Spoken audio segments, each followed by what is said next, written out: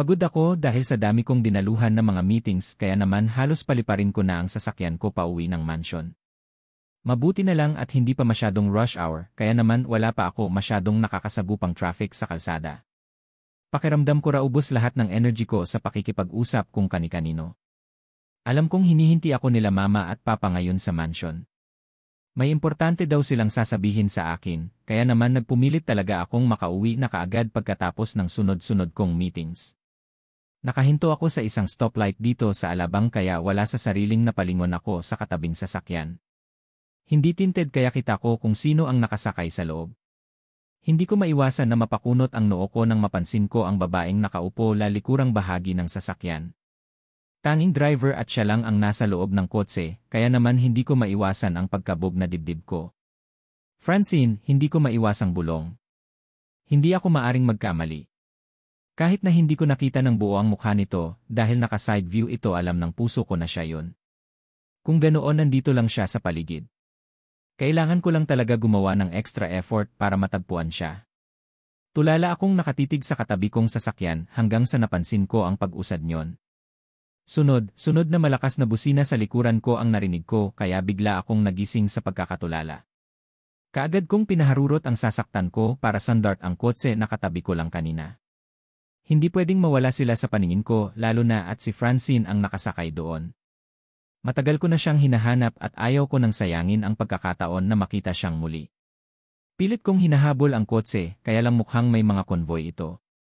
Hindi ako makalapit dahil may ibang mga sasakyan na nakaharang sa pagitan ko hanggang sa tuluyan na itong nakalayo sa akin at napansin ko na lang na lumiko na ito sa kabilang bahagi ng kalsada.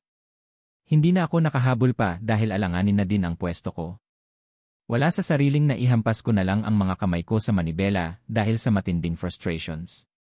Pagkakataon ko na muling makita si Francine pero nasayang lang. Pero hindi bale kahit papaano sapat na sa akin na malaman na nandito lang pala ito sa paligid. Kukontakin ko na lang siguro ulit ang mga kilala kong investigador para matulungan akong matrace ang exact location ni Francine ngayon.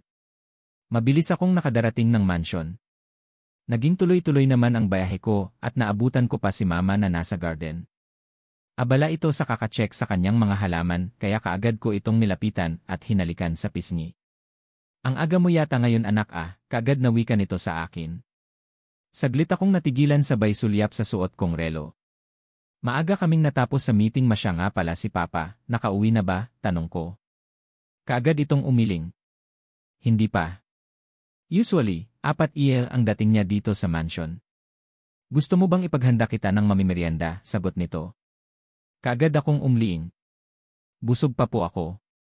Magpapahinga na lang po muna ako sa kwarto habang hinihintay siya. Teka lang po, tungkol saan daw ang pag-uusapan namin? Tanong ko. Kaagad na umling si Mama. Hindi ko din alam. Wala naman siyang nababanggit sa akin. Siya nga pala iniimbitahan tayo sa binyag ng anak ni Micaela.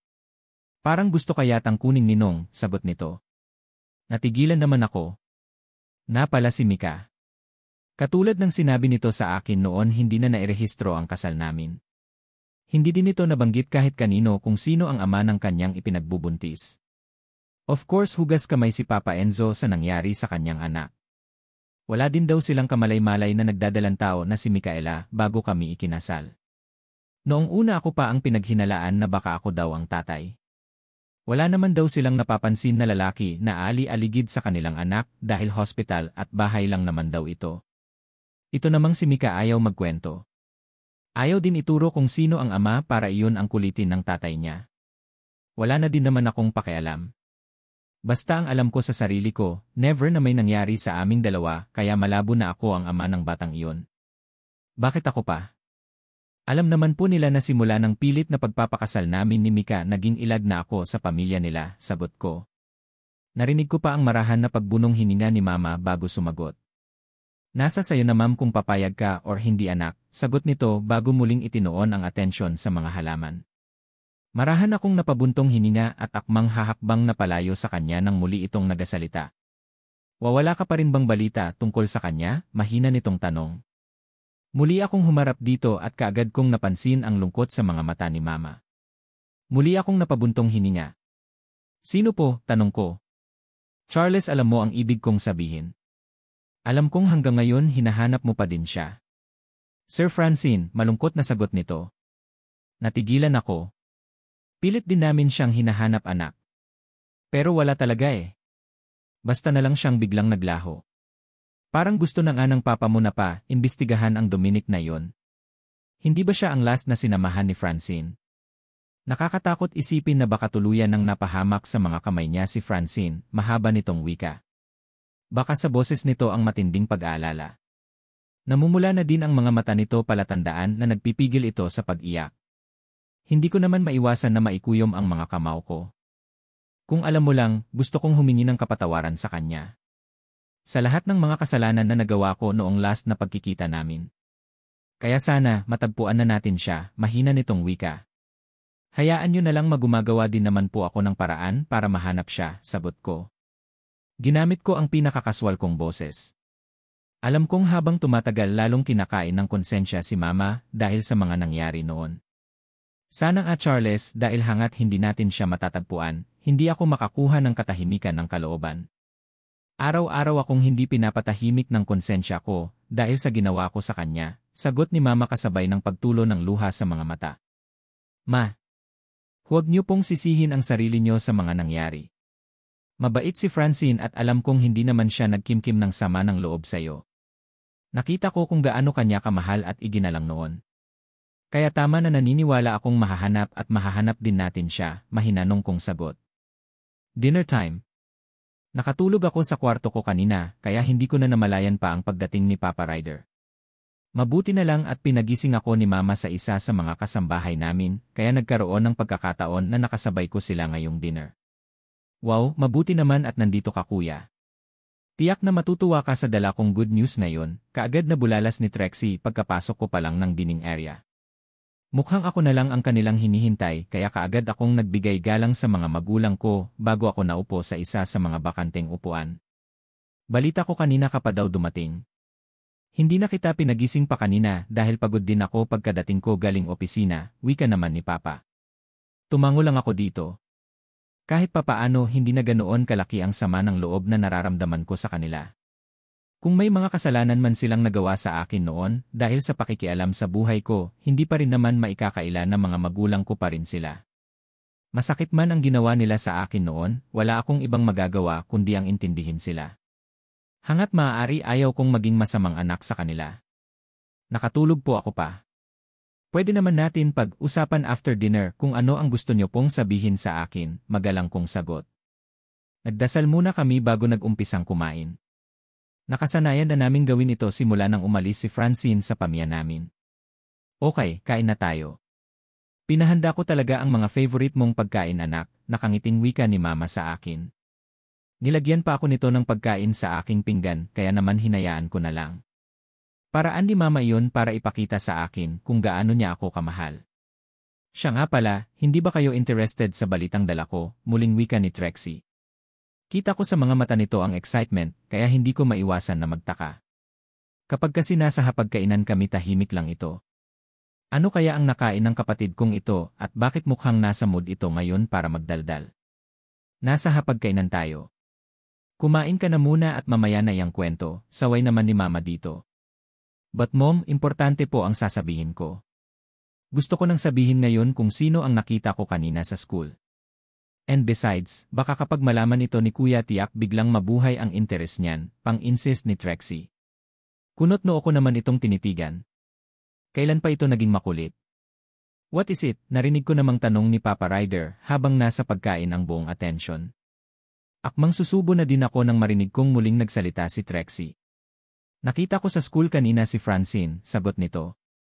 Simpleng salita pero ang lakas ng impact sa pandinig ko. Parang bigla akong nawala ng lakas. Wala sa sariling nabitawan ko ang hawak kong kutsara at tinidor. Tulala akong napatitig dito. Anong sabi mo? Nakita mo si Francine, tanong ulit si Mama. Dahan-dahan naman tumango si Trixie. Yup, at saglit kaming nagkausap, sagot nito sabay titig sa akin. Hindi ko naman malaman ang nararamdaman ko. Pakiramdam ko biglang namanhid ang buo kong katawan dahil sa matinding excitement. Tuluyan ang napukaw ni Trixie ang atensyon ko. Kung ganoon, tama ako, posibleng si Francine ang nakita ko kanina na nakasakay sa kabilang sasakyan. Nasa paligid lang siya at gagawin ko ang lahat para muling mag-cruise ang landas naming dalawa. Are you sure, anak? Narinig ko pang tanong ni Mama. Katulad ko, nawala na din ang atensyon nito sa kanyang kinakain. Kaagad naman tumango si Trixie. Yes, nasa school siya kanina. Saglit kaming nagkausap at nagkumustahan, sagot naman ni Trixie. Baka sa boses nito ang tuwa habang nagsasalita. Alam ko naman kung gaano sila close noon, kaya siguro ganito ang reaction niya ngayon. And kumusta siya? Ano ang sabi niya? Muling tanong ni Mama. Mukhang ayos naman po siya, Ma, of course, lalo siyang gumanda and she looks different na. Para siyang nag-matured ng kaunti and I don't know. Hindi ko ma-explain, parang may nagbago sa pangangatawan niya na hindi ko mawari. But isa lang ang nasisiguro ko, mukhang maayos naman ang kanyang kalagayan base na din sa kanyang hitsura at tindig, sagot naman Trixie. Parang nabunutan naman ako ng tinik sa puso ko sa nga sinabi ni Trixie. Kahit papaano lumuwang ang dibdib ko sa isiping hindi naman siguro siya nahirapan simula nang umalis siya sa poder namin noon. Lalo siyang gumanda. Well, ibig lang sabihin maayos ang pag-aalaga sa kanya ng taong kumukop sa kanya. Maayos ang pag-aalaga na ginawa ni Dominic sa kanya. Sa isiping iyon parang may kung anong kurot akong nararamdaman sa puso ko.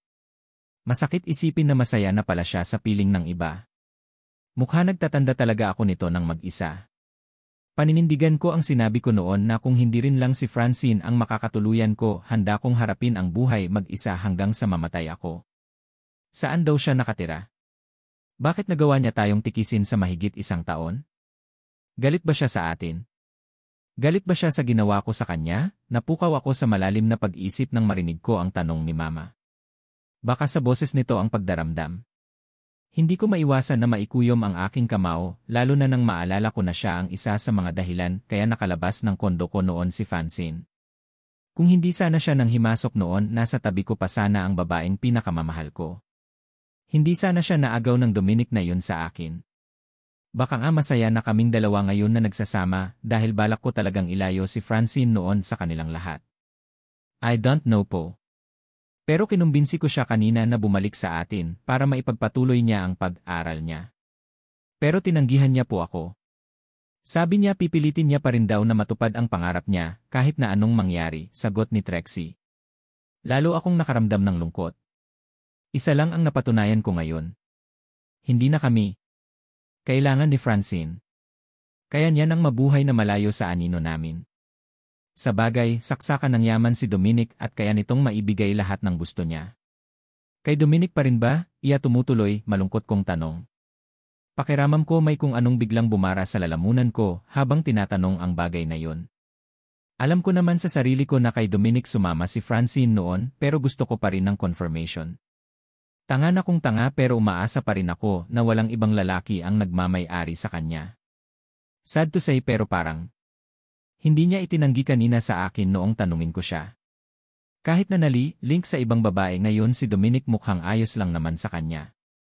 Siguro dahil nasanay na siya or talagang gusto niya lang martyr, but ang ipinagtataka ko lang sinundan ko siya kanina sa parking area. Maraming siyang kasamang bodyguards, which is imposibleng gawin ni Dominic kung hindi niya mahal si Francine. Kung wala siyang pagpapahalaga kay Francine, mahabang paliwanag ni Trixie. Hindi ko naman maiwasan na mapabutong hininga. Lalo akong nakaramdam ng lungkot. Wala na talagang pag-asa pa na madugtungan ang kung anuman ang namagitan sa aming dalawa ni Francine noon. Mukhang wala nang saysay ang paghahabol sa kanya dahil may iba na siya. Mukhang kailangan ko ng sumuko at hayaan na siya. Hindi niya ako mahal at kung may iba nang nagmamay-ari ng kanyang puso, sino ba naman ako para hadlangan iyon? Mauna na po ako. Hihintayin ko na lang po kayo sa library, Dad, walang gana rin ng wika sabay tayo. Biglang nawala ang appetite ko sa mga pagkain na nakahain sa harap ko. Pakiramdam ko may libo-libong karayom ang nakatusok sa puso ko dahil sa mga nalaman. Charles, anak. Kumain ka muna. Pinilit ng mga tagaluto natin na ihanda ang mga putahe na iyan. Sige na kahit kaunti lang, malagyan man lang sana ng laman ang sikmura mo, pigil ni Mama sa akin. Malungkot ko itong inisyan habang pigil ko ang sarili ko ang pagtulo ng luha sa aking mga mata. Ayos lang po ako, makakain na lang po ako kapag makaramdam ako ng gutom, sagot ko at nagmamadali ng tumalikod. Narinig ko pa ang pagtawag ni Papa Ryder pero hindi ko na pinansin pa. Diretso akong naglakad palabas ng mansion. Parang gusto kong sumigaw sa sama ng loob na nararamdaman ko ngayon. Napaka-unfair yata ng tadhana. Ni katiting hindi maalis-alis sa puso ko si Francine. Obvious naman na pag-aari na siya ng iba pero heto ako parang tanga na umaasa pa rin sa pagbalik niya. Sa gilid ng pool ako dinala ng mga paa ko. Malungkot akong tumitig sa kalamdong tubig ng pool. Kung hindi lang kasalanan ang kumitil ng sariling buhay, matagal ko na sanang ginagawa iyon. Gusto ko nang takasan ang paghihirap ng kalooban ko. Hinayaan ko na ang pagtulo ng luha sa aking mamata habang nakatitig sa kawalan. Sobrang nangungulila na ako kay Francine. Sa isang pagkakamali na nagawa ko noon, hindi maipaliwanag na sakit ng kalooban ang naging kapalit. Kuya, kaagad kong pinunasan ang luha sa aking mga mata nang maramdaman ko ang paglapit sa akin ni Trixie. Hangat maari ayaw kong nakikita ako nitong nahihirapan. Tapos ka na bang kumain? Seryoso kong tanong. Napansin ko pa ang pagtitig nito sa akin bago nagsalita. Sorry, dapat pala hindi ko na lang inopen up sa iyo ang pagkikita namin ni Francine kanina. Ikaw tuloy ang mas nahihirapan ngayon, sagot nito. Malungkot akong napangiti. Ayos lang iyon. Much better na din na nalaman nating lahat na nasa maayos pala siyang kalagayan. Na inaalagaan siya ng Dominic na yon, sagot ko. Pero alam mo kuya, nagtataka talaga ako kung talagang may relasyon sila ni Dominic, dapat sinabi niya kanina. Habang tinatanong ko siya, wala man lang akong nakita na kahit na anong reaksyon sa kanya, lalo na nang sinabi ko na nalilink sa ibang babae si Dominic. Parang wala lang sa kanya, hindi kaya wala naman talaga silang relasyon. Isa pa, habang kausap ko si Francine kanina, hindi niya man direktang maamin, alam kong malungkot din siya. Matagal kaming nagkasama at kilalang kilala ko na kung anong klase siyang tao, mahabang wika ni Trixie. Naguguluhan naman akong napatitig dito. Gusto ko siyang makausap ulit kuya. Close kaming dalawa ni Francine at kaunting piga pa magkukwento din sa akin iyon tungkol sa issue na ito. Huwag po kayong mag-alala. Gagawa ako ng paraan para magkita ulit kayong dalawa, muling wika nito sa akin. Hindi naman ako makapaniwalang napatitig kay Trixie. Hindi ko maiwasan na makaramdam ng matinding lungkot habang nakatitig sa madilim na kalangitan.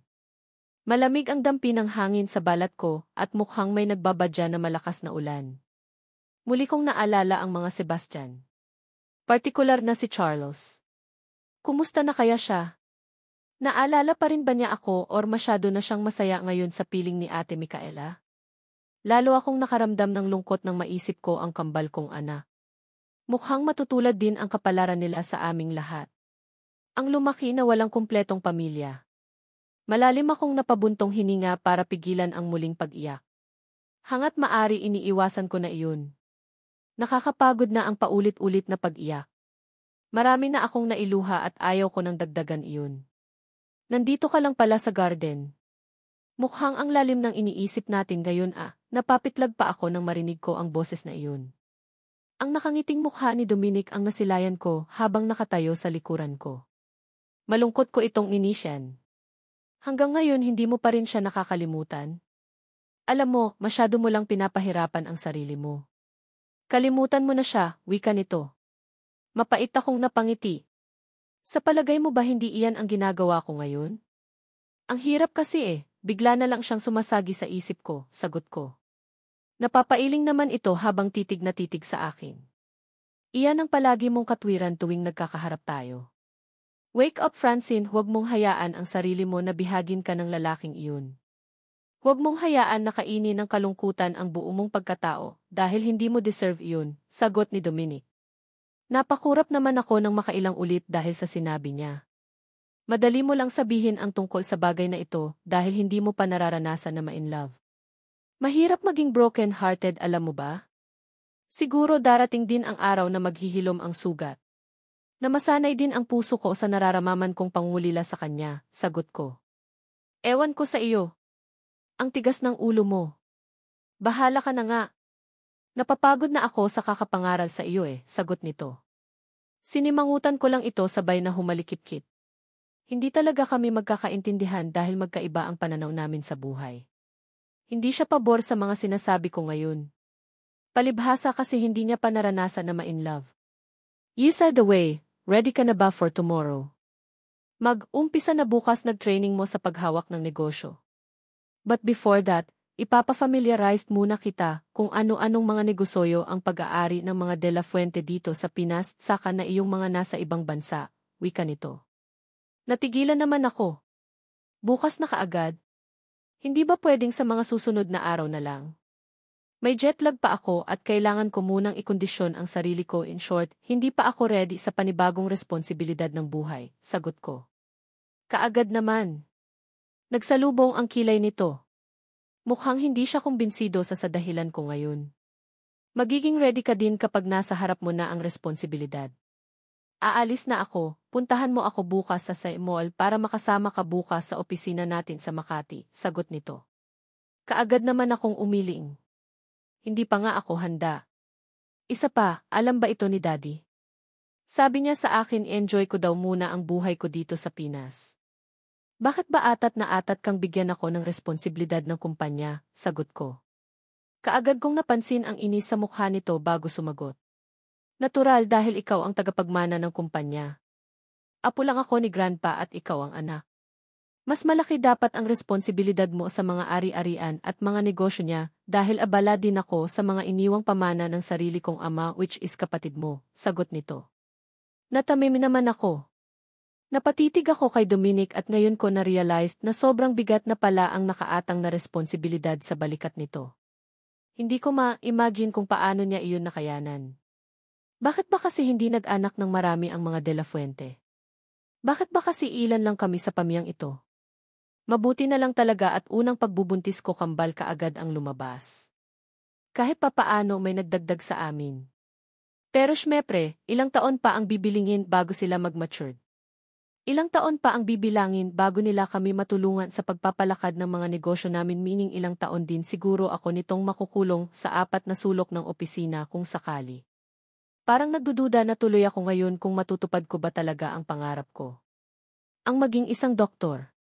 Hindi pa nga ako nag-umpisa pero parang ang bigat na ng mga responsibilidad na nakaatang sa balikat ko. Aasahan ko ang presensya mo bukas ng umaga. Good night, narinig ko pang wika nito bago mabilis akong tinalikuran. Nasundan ko na lang ito ng tingin. Pagkaalis ni Dominic hindi na din ako nagtagal ng garden. Naramdaman ko na din kasi ang mahinang patak ng ulan at lalo pang lumakas ang hangin. Diretso akong naglakad patungong nursery room ng kambal para tingnan kung tulog na sila. Kahit na may mga nag-aalaga sa kanila, sisiguraduhin ko pa rin na mabibigyan sila ng oras. Sa mga susunod na araw, alam kong magiging abala na ako pero sila pa rin dapat ang priority ko. Kumusta sila? Tanong ko kay Nurse Sandy. 4 silang nag-aalaga sa kambal pero mag-isa lang siya ngayong gabi dahil naka-day off ang isa. Sa araw naman consistent ang 2 tagapag-alaga dahil mas mahaba ang oras na gising ang kambal. Ayos lang po, senyorita. Mabilis naman po silang nakatulog pagkatapos nilang inumin ang milk nila, nakangiti nitong sagot. Tumago naman ako at naglakad ako patungo sa kinahihigaan ng kambal. Hindi ko maiwasan na mapangiti habang tinititigan sila. Ang cute kasi talaga at kahit mga babies pa lang alam kong lalaki silang maganda at pogi. Pareho ko silang hinalikan sa noo bago muling binalingan si Nurse Sandy. Kapag may problema, huwag kang mag-atubili na katukin ako sa kwarto ko. Wika ko dito. Kaagad naman itong tumango kaya naman iniwan ko na ito sa nursery room. May tsisihis na nakakabit sa bawat sulok ng bahay. Pati na din sa nursery room kaya naman namomonitor namin ang galaw ng bawat isa. Lalo na ng mga kasambahay kaya tiwala akong aalagaan nila ng maayos ang mga anak ko. Kinaumagahan. Pagkatapos naming kumain ng breakfast ni Daddy kaagad akong nagpaalam na puntahan si Dominic. Pahapyaw ko din kinwento sa kanya ang gusto mangyari ng apo niya at isa lang naman ang sagot ni Daddy, huwag ko daw pagurin ang sarili ko. Sakay ng kotse, kaagad namin tinahak ang kalsada patungong mall. New routine ng buhay ko kaya dapat lang na masanay ako. Sarado pa ang mall pagdating namin pero mabilis naman akong nakapasok. Sa opisina ang diretso ko pero nadismaya lang ako dahil hindi ko naabutan si Dominic. Nasa site daw ito at hintayin ko na lang daw siya. Bakit ba kasi hindi mo ako in-inform na malilate ka pala? Kainis ka talaga, halos pasigaw kong wika kay Dominic habang kausap ko ito ngayon sa cellphone. Narinig ko pa ang mahina nitong pagtawa bago humingi ng paumanhin. Sorry naman, akala ko kasi hindi ka darating eh. Magbasa-basa ka na lang muna dyan or mag-shopping para malibang ka. Sandali lang ito at maya-maya yan na ako. Sagot nito. Lalo naman nagsalubong ang kilay ko sa baluktot nitong dahilan. Ano pa nga ba ang magagawa ko? Naku Dominic ka. Ayaw ko nang maulit ito. Kailangan din ako ng kambal at huwag mong sayangin ang oras ko, galit kong sagot. Tumawa lang ito at ini-off na ang tawag. Naiinis naman akong napaupo ng sofa. Halos 30 minuto din akong walang ibang ginawa kundi ang tumunganga sa opisina ni Dominic. Bored na bored ako kaya naman lalong nagdagdagan ang nararamdaman kong inis para dito. Kung pwede nga lang kalbuhin ang Dominic na iyon sa pagpapahintay sa akin, ginawa ko na eh. Nakakainis lang talaga. Kapag dumating si Dominic sabihin mong tawagan ako, wika ko sa sekretary nito at nagmamdali ng lumabas ng opisina. Kaagad naman sumunod sa akin ang 3 bodyguards ko. Hinayaan ko na lang para masanay na din ako. Hindi ko na matatakasan pa ang ganitong kapalaran. Mabuti na lang at bukas na ang mall pagkababa ko. Bukas na din ang department store, kaya naman kaagad akong dinala ng mga paa ko papunta sa mga children's stuff. Mabuti pa, bilhan ko ng mga kailangan nila ang kambal. Para naman hindi masayang ang oras ko. Abala ako sa kakatingin ng mga damit para sa kambal nang maramdaman ko na parang may nakatitig sa akin. Lumingalinga pa ako at kaagad na sumalubong sa paningin ko si Ate Micaela. Seryoso itong nakatitig sa akin kaya wala sa sariling kinawayan ko ito. Ate Micaela, tanong ko. Napakurap pa ito ng makailang ulit bago dahan-dahan na tumango sa ngiti. Kaagad ko naman itong nilapitan. Francine, ikaw nga. Ikaw ba talaga iyan? Tanong nito. Kaagad akong tumango. Kumusta ka na? Muling tanong nito. Bakas ang uwa sa mga mata nito kaya kaagad akong napangiti. Ayos lang naman po. Kayo po, ano ang ginagawa niyo dito? Sagot ko. Naghahanap ako ng pwedeng bilhin na mga gamit para sa anak ko, sagot nito. Kaagad na nawala ang ngiti sa labi ko. Huli na nang maalala ko na nabanggit pala nito na buntis siya noong last kaming nagkita. May anak na pala silang dalawa ni Charles na lalong nagpasakit ng kalooban ko. Ganoon ba? Congratulations Ate Mika, pilit ang ngiti sa labi na wika ko dito. Tinitigan muna ako nito bago sumagot. So, kumusta ka na? Bumalik ka na ba sa mga Sebastian? Tanong ito. Natigilan naman ako. Ha? Ayos lang naman ate. Nahanap ko na ang tunay kong pamilya, kaya medyo matagal akong nawala, sagot ko. Kita ko ang gulat sa mukha nito dahil sa sinabi ko. You mean? Ang tunay mong pamilya? Ang parents mo? Tanong nito. Kaagad akong tumango. Yes, at sila ang kasama ko kaya bigla akong nawala, nakangiti ko ng sagot sa kanya. Pasimple kong tiningnan ang relo na suot ko dahil gusto kong magpaalam na sa kanya. Baka hindi ko pa mapigilan ang sarili ko, maiyak pa ako sa harap nito. Ayaw kong kaawaan ako nito. Sige Ed, see you next time na lang po. May pupuntahan pa po kasi ako paalam ko sa kanya. Are you sure? Akala ko may time ka pa. Yayayain sana kitang kumain muna. Medyo matagal na din tayong hindi nagkita at na-miss din kita, nakangiti nitong sagot. Saglit akong natigilan bago dahan-dahan na umiling. Next time na lang siguro ate, may pupuntahan pa kasi ako nakangiti kong sagot. Akmang hahakbang na sana ako palayo sa kanya nang hawakan ako nito sa kamay. Natigilan naman ako. Binyag ng anak ko this coming Sunday. Gusto sana kitang imibitahin, nakangiti nitong wika sabay kalkal sa kanyang bag, nagulat pa ako nang mula sa loob ng bag naglabas ito ng parang isang card, invitation card, at iniabot niya na iyon sa akin. Wala sa sariling tinanggap ko naman iyon. Aasahan kita Franz, alam mo naman na parang kapatid na ang turing ko sa iyo diba? Sana huwag mo akong biguin, nakangiti nitong wika. Gustuhin ko mang tumutol pero nang mapansin ko ang genuine nitong ngiti kaagad akong kinain ng pag-aalinlangan. Pwede kang magsama ng kaibigan or partner kung gusto mo. Gusto lang din talaga kitang makausap ng matagal. Medyo matagal kang nawala at na-miss din naman kita. Nakangiti nitong wika. Wala na akong nagawa pa kundi tumango na lang. Sige, susubukan ko ate. Salamat, wika ko at nagpaalam ng muli sa kanya. Nagmamali na akong tumalikod at naglakad palayo sa kanya bitbit ang invitation card. Nagpasya na lang akong bumalik sa opisina ni Dominic. Mahirap na, baka mamaya hindi lang si Ate Micaela ang makasubong ko. Paboritong pasyalan ng mga Sebastian ang mall na ito at hindi pa ako ready na muling makaharap ang mga Sebastian. Baka mamaya magulat na lang ako na kasama pala ni Ate Micaela si Charles. Lalong hindi pa ako ready na makaharap siya. Pagdating ko ng office nagulat pa ako dahil naabutan ko si Dolph Denver. Last na nagkita kami ay noong nasa Netherlands pa ako. Kaagad itong tumayo mula sa pagkakaupo nang mapansin ang pagdating ko. Miss Francine, nice to see you again. Nakangiting nitong wika sa akin, sabay ilahad ng kanyang kamay para makipag-shake hands. Kaagad ko naman iyong tinanga. Same here, Dolph Denver. How are you? Tanong ko sabay upo sa tapat nito. Ayos lang naman. Buti na lang nabanggit ni Dominic na nandito ka ngayon sa office niya. May latag ko sa iyo ang tungkol sa project natin, nakangiti nitong sagot. Hindi ko naman maiwasan na magulat. Don't worry, gusto ko lang i-discuss sa iyo kung nasaan na ba tayo. Kung ano na ang status ng project natin, muli nitong wika. Dahan-dahan naman akong tumango. Wala pa akong idea tungkol dito. I think, much better na kay Dominic mo muna ito sabihin, nakangiti kong sagot. Kaagad naman itong umiling. Don't worry Miss France, igaguide kita tungkol dito. Mas maganda kasi na mag-report din ako sa iyo. Although alam naman ni Dominic kung ano na ang status ng project natin, mas gusto ko pa din na personal na mag-report sa iyo, nakangiti nitong wika. Dahan-dahan naman akong tumango bilang pagsang-ayon. Wala naman sigurong masama kung pakikinggan ko siya. Akala ko mabobored ako sa pag-uusap namin ni Denver. Lalo na at tumatakbo lang naman tungkol sa pagpapatayo ng hospital ang topic namin. Hindi ko naman akalain na magaan itong kausap hanggang sa nakapalagayan ko na ito ng loob. Nagiging magaan ang mga sumunod na sandali sa aming dalawa.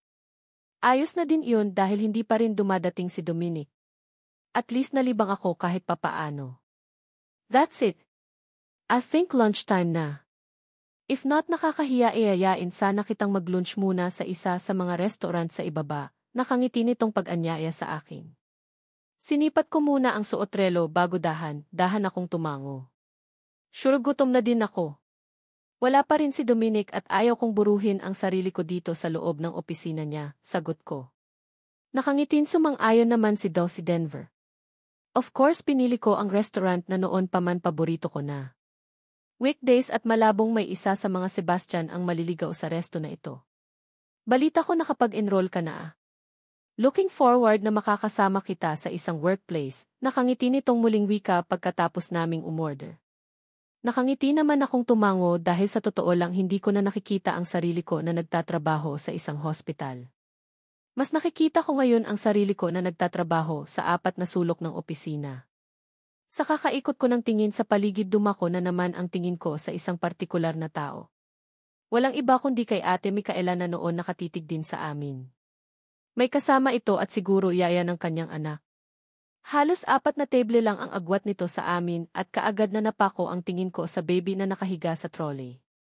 Kung ganoon kasama niya ang anak niya dito sa mall. Si Charles, kasama din kaya niya? Sa isiping iyon pakiramdam ko biglang sumakit ang ulo ko. Dagdagan pa ang kurot na nararamdaman sa puso ko. Hey, are you okay? Bakit tahimik ka yata? Narinig ko pang wika ni Dolph Denver. Tulala akong napatitig dito bago pilit nang umiti. May kakilala lang akong nakita. Excuse me Dolph Denver, lalapitan ko lang siya para kumustahin, nakangitin kong sagot. Tumango naman ito at sa ikalawang pagkakataon nilapitan ko si Ate Micaela. Ate, nandito ka din pala, nakangiti kong wika sa kanya. Tumango naman ito sa akin habang nakatuon ang tingin sa kung saan. Wala sa sariling tinitigan ko ang baby nito na noon ay tulog na nakahiga sa trolley. Kaano-ano mo ang lalaking iyon, narinig kong tanong ni Ate Mica. Nagulat naman ako at nasundan ko din ang tingin kung sino ang kanyang tinititigan. Direktang nakatitig si Ate Micaela sa gawi ni Dolph Denver na siyang ipinagtataka ko. Si Dolph Denver ba? Kaibigan siya ng pamangkin ko, maiksi kong sagot. Napasulyap din ako sa kinaroroonan ni Dolph Denver at napansin kong nakatitig din ito sa kinaroroonan namin. Hindi pala sa akin. Direkata ang titig nito kay Ate Micaela na siyang labis kong ipinagtaka. Magkakilala po ba kayo ni Dolph Denver, ate? If you don't mind, join ka na lang sa amin. Para makapag-kwentuhan pa tayo, nakangiti kong pag-iaya sa kanya. Noon pa man mabait ang pakikitungo sa akin ni Ate Micaela at sa kabila ng mga nangyari ayaw ko itong kamuhian. Gusto kong manatili ang pagkakaibigan namin kahit na asawa na siya ng lalaking mahal ko. Ha? Ah? May date yata kayo? Ayaw kong makaistorbo, sagot nito. Hindi ko naman maiwasan na magtaka. Alumpihit si Ate Micaela at parang may itinatago ito. Muli akong napatingin kay Dolph Denver na noon naglalakad na palapit sa amin. Dolph, Mika. Nice to meet you again, nakangiti pa nitong wika ng makalapit. Katulad na nakagawian ni Dolph Denver, nakalahad ang kamay nito sa gawin ni Ate Micaela para makipag-shake hands. Bantulot naman tinanggap ni Ate Micaela ang pakikipagkamay ni Dolph Denver pero kita sa mukha nito ang kaba. Smell something fishy, anang isip ko habang tinitigan ang dalawa. Napabuntong hininga ako habang nag-iisip ng paraan para iiwan muna sila. Sa titigan ng dalawang ito parang may sekreto silang ayaw nilang ipaalam kahit na kanino. Kahit na siguro sa akin. Maiwan ko na muna kayo. Gagamit lang ako ng banyo, paalam ko sa dalawa. Wala man lang ni isa sa kanila ang natinag kaya nagmamadali na akong naglakad patungong banyo. Bahala na nga sila. Pagkatapos kong umihi sinipat ko ang sarili ko sa harap ng salamin. Nagdagdag ng lipstick at nagpalipas pa ng ilang minuto para bigyan ng chance sila Ate Micaela at Dolph Denver na makapag-usap. Pareho silang doktor at siguro matagal na silang magkakilala. Halos 5 minuto din akong tumambay ng banyo bago nagpa siyang lumabas. Wala ayaw ko naman magmukhang tanga dito sa banyo. Isa pa nakakaramdam na din ako ng gutom. Paglabas ko ng banyo muli akong naglakad pabalik ng mesa kung saan napansin ko na seryoso pa ring nag-uusap sila Ate Mika at Dolph Denver. May mga pagkain na sa harap nila pero parehong hindi nila napansin. Parang may pinagdidiskusyonan sila kaya tumikim ako para makuha ang atensyon nilang dalawa. Effective naman dahil sabay pa silang napalingon sa akin. Excuse me, mauna na ako sa inyo, wika ni Ate Micaela sabay tayo. Nagulat naman ako. Excuse? Agad-agad? Bakit? Sa tingin ko hindi pa ito nakakain Ate, akala ko ba gusto mo akong makabunding ng matagal? Hindi pa po yata kayo kumakain Sayang naman itong mga food, hindi namin kayang ubusin ang mga ito ni Dolph Denver, nakangiti kong pigil dito. Dahan-dahan naman itong naupo ulit kaya naman kaagad akong napangiti. Tahimik ang mga kaharap ko habang kumakain kami. Mukhang may something talaga sa dalawang ito na hindi ko maintindihan. Something personal na siyang nakakuha ng aking kuryosidad. Nagkita na ba kayo ng mga Sebastian? Nabitin sa ere ang akmang pagsubo ko nang marinig ang tanong na iyon ni Ate Micaela. Nakatitig ito sa may pintuan ng restaurant kaya naman napatingin na din ako doon. Nanlaki ang mga mata ko nang mapansin ang taong gusto kong iwasan. Walang iba kundi si Charles na direktang nakatitig din sa kinaroroonan namin. Blanko ang ekspresyon ng mukha nito, kaya parang gustong manginig ang tuhod ko sa pinaghalong emosyon. Nasa isa sa mga car showroom ako nang bigla akong nakatanggap ng mensahe mula kay Micaela. Noong una ayaw ko pa sanang pansinin iyon pero hindi nagtagal narinig ko na ang sunod-sunod na pagring ng aking cellphone. Naiinis man sa kakulitan nito, wala akong choice kundi sagutin iyon. I think this the right time para makabawi ako sa kasalanan na nagawa ko sa iyo noon, bungad kaagad nito sa akin pagkasagot ko ng tawag nito. Hindi ko maiwasan na mapakunot ang noo ko. Ano ang ibig niyang sabihin? What do you want? Malamig kong tanong. Matagal na kaming hindi nagkakausap at himala talaga dahil nagawa nitong tawagan ako ngayon. Nagkita kami ni Francine, dito sa mall, nandito siya at kung gusto mo siyang makita pumunta ka ngayon din dito, direkta nitong sagot sa akin. Hindi ko naman maiwasan na magulat. Bigla kong naramdaman ang malakas ng kabog ng dibdib ko. Anong sabi mo? Si Francine. Nasaan siya? Sagot ko. Wala, sa sariling naglakad ako patungo sa kinapaparadahan ng aking kotse. Hindi ko pwedeng palagpasin ang pagkakataon na ito. Kailangan kong makaharap si Francine. Well, pumunta ka dito sa mall. Nandito ako ngayon at alam kong nandito lang din siya sa paligid. Bilisan mo, sagot ni Mika kasabay ng pag-disconnect nito sa tawag. Nagmamadali naman akong sumakay ng kotse at kaagad na pinaharurot iyon. Kabisado ko ang mall na yun. Alam kong iyon din ang paboritong pasyalan ni Francine, kaya hindi dapat ako mag-aksaya ng pagkakataon. Pagdating ng mall kaagad kong pinuntahan si Mika sa department store. Sinabi pa nito sa akin na tiyagain ko daw ang pag-ikot dahil baka nasa paligid pa si Francine na siyang kaagad ko naman ginawa. Halos ilang oras din akong parang tanga sa kakaikot. Pati yata kasulok-sulukan ng mall pinuntahan ko na.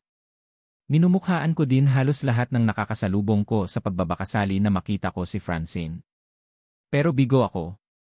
Nanakit na lang ang mga paa ko sa kakalad at kaunti na lang susuko na ako nang marinig kong marinig ang pagtunog ng cellphone ko. Nag-message si Micaela na nasa restaurant daw siya kasama si Francine. Halos tumakbo ako makarating lang kaagad sa restaurant na tinutukoy nito. Excited na akong muling makita si Francine, kaya naman pagkadating ko ay kaagad kong iginala ang tingin sa paligid. Hindi na ako nabigo. Kaagad kong nakita si Francine na kausap si Mika. Parang gusto ko tuloy maglupasay dahil sa sobrang tuwa. Mabait pa rin ang Diyos sa akin sa mahigit 1 taon na hindi ko nakita ang babaeng mahal ko, heto siya masisilayan ko na ulit siya. Napansin ko pa ang paglingon nito sa gawi ko kaya kaagad na nagtama ang aming mga paningin. Inisyan ko pa ito pero kaagad itong nag-iwas ng tingin. Hindi ko pa maiwasan na makaramdam ng inis lalo nang nagmapansin ko na may katabi itong lalaki. Hindi ko maiwasan na magtaka. Bakit ibang lalaki ang katabi niya gayong kay Dominic siya noon sumama? Ano ang ibig nitong sabihin? Pakiramdam ko biglang nanlamig ang buo kong katawan nang magtama ang paningin naming dalawa ni Charles. Mahigit 1 taon lang kaming hindi nagkita pero bakit ang laki ng ipinagbago nito? Miss France, are you okay? Narinig ko pang wika ni Dolph Denver sa akin. Napakurap pa ako ng makailang ulit para pakalamahin ang sarili ko. Nakakahiya kay Ate Micaela. Baka mapansin nito na hanggang ngayon pinagpapantasyahan ko pa rin ang kanyang asawa. Charles, narinig ko pang sigaw ni Ate Mica kay Charles. Biglang tahip ng kaba ang puso ko lalo na nang mapansin ko na naglalakad na ito palapit sa amin. Hindi na ako mapakali sa aking kinaupan lalo nang mapansin ko hindi nito iniaalis ang tingin sa akin. Francine, narinig ko pang sambit nito pagkalapit sa amin. Napasulyap lang ako dito sa bayu ko. Nice to see you again ko kuya, mahina kong wika. Kabadong-kabado ako pero pilit ko pa rin pinapakalma ang sarili ko. Hindi nila pwedeng mahalata na apektado pa rin ako sa presensya ni Charles. Mahigit 1 taon na ang nakalipas at tangap ko na dapat na hindi kami para sa isa't isa. Magkakilala kayo France, narinig ko pang tanong ni Denver. Muntik ko nang nakalimutan na kasama ko. Ito. Wala sa sariling tumango ako dito. Si Kuya Charles sa kanila ako lumaki ang kuya, si Denver, isang kaibigan, pautal-utal kong pakilala sa dalawa. Napaka-informal ng pagpapakilala sa kanilang dalawa pero wala na akong pakialam pa. Pakiramdam ko lumilipad na din pati laman ng utak ko dahil sa presensya ni Charles. Si Denver pa ang unang naglahad ng kamay pero hindi iyon tinanggap ni Charles. Buti na lang at sport lang itong si Denver at pasimple niyang binawi ang kanyang kamay. So, nandito ka lang sa paligid. Bakit hindi ka nagpapakita sa amin? Narinig kong tanong ni Charles. Simula nang dumating ito sa table namin sa akin lang nakatuon ang kanyang pansin. Lalo naman akong napayuko. I think we need to eat first. Mamaya na ang kumustahan pagkatapos natin kumain, wika naman ni Ate Micaela. Nahihiya akong napasulyap dito habang pilit na itinutuon ang atensyon sa mga nakalatag na pagkain sa harap namin. Nagulat pa ako nang maramdaman ko ang pag-upo ni Charles sa tabi ko. May isa pang bakanting upuan sa tabi ni Ate Micaela pero sa akin talaga siya tumabi. Lalo tuloy nagrigodon ang puso ko sa sobrang kaba. Anong gusto mong kainin miss? Narinig ko pang tanong ni Dolph Denver sa akin. Hindi ko tuloy maiwasan na mapapikit. Bakit ba napaka-formal kung itrato ako nito? Pwede naman niya akong tawagin na Francine. Anything, hindi ako mapili sa pagkain, sagot ko. Kaagad na sumandok ng pagkain si Dolph Denver at akmang ilalagay nito sa pinggan ko nang biglang nagsalita si Charles. Ako na ang bahala sa kanya. Mas alam ko kung ano ang favorite niyang kain, dahil simula bata pa siya magkasama na kami, malamig ang boses na wika nito. Hindi ko tuloy maiwasan na lalong makaramdam ng hiya sa mga kaharap namin. Napasulyap pa ako kay Ate Micaela at lalo akong kinabahan nang mapansin ko kung gaano kaseryoso ang mukha nito. May nababanaag akong pagkalito sa mga mata nito, kaya naman parang gusto ko nang hilahin ang oras para matapos na ang mga nangyayaring ito. Hindi ko na kayang tagalan pa ang presensya ni Charles. Dapat talaga iwasan ko na muna itong mall na ito eh. Sinabi ng ito ang paboritong pasyalan ng mga Sebastian, pero bakit ba napakakulit ng puso ko? Eat this. Mag-uusap tayo pagkatapos nating kumain, malamig na wika ni Charles sa tabi ko. Tapos na nitong lagyan ng pagkain ang pinggan ko at parang gusto kong maiyak dahil hanggang ngayon kabisado niya pa rin ang mga paborito kong pagkain. Hindi pwede. May pupuntahan pa kasi kami ni Dolph Denver, sagot ko. Pilit kong pinapakaswal ang tinig ko gayong ang totoo sobrang lakas ng kabog ng puso ko. Kung parusa man ito mula sa langit mukhang hindi na ako makakatagal. Pakiramdam ko cardiac arrest ako sa sobrang kaba ko. Wala tuloy sa sariling binilisan ko ang pagkain para matapos na. Ayaw ko ng ganitong pakiramdam. Hindi ako dapat maging marupok dahil ayaw ko talagang pumatol sa lalaking may asawa na. Saan ka nga pala tumutuloy, Franz? I mean, simula nang umalis ka sa mga Sebastian saan ka tumutuloy, kaswal na tanong ni Ate Mica.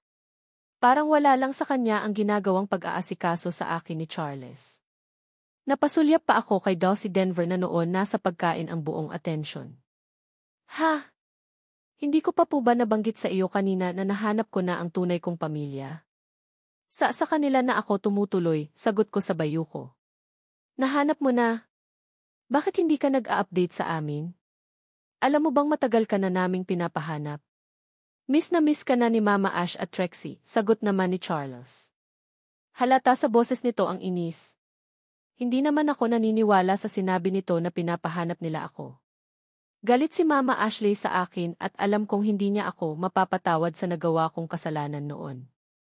Walang dapat na ipag-alala. Maayos ang kalagayan ni Miss Franz, mas maayos pa kumpara sa noong nasa poder niyo pa siya, nakangiting sabat naman ni Dolphy Denver. Mas maayos ang kalagayan ni Francine sa amin. Mga magulang ko ang nagpalaki sa kanya at saksi ako doon, inis naman na sagot ni Charles. Oh, really? I don't think so.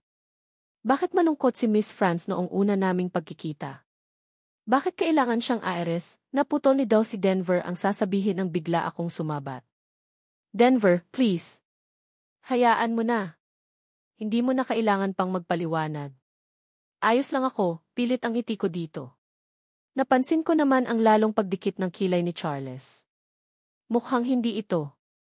Masaya closeness naming dalawa ni Denver. Grabe naman siya kung ganoon, nasa akin ang buong pansin niya gayong kaharap lang namin ang asawa niya. Hindi niya man lang ba naisip ang mararamdaman ni Ate Micaela? Baka mamaya kung ano ang isipin nito sa amin.